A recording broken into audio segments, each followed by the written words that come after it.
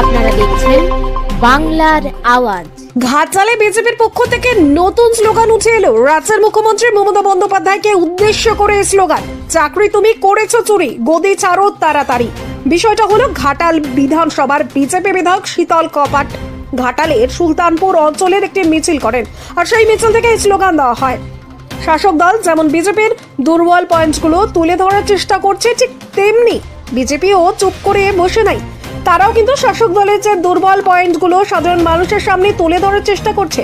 শাসক দলের সব থেকে বড় দুর্বল পয়েন্ট চাকরি দুর্নীতি, এটা অবশ্য সাধারণ মানুষের প্রায় সকলেরই জানা।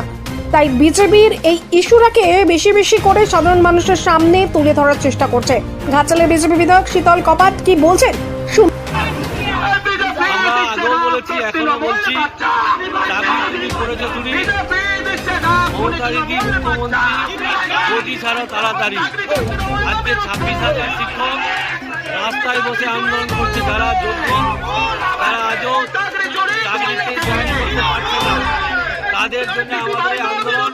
এরা পশ্চিম বাংলা জুড়ে আমাদের বিরোধী দলনেতা সহ আমরা সবাই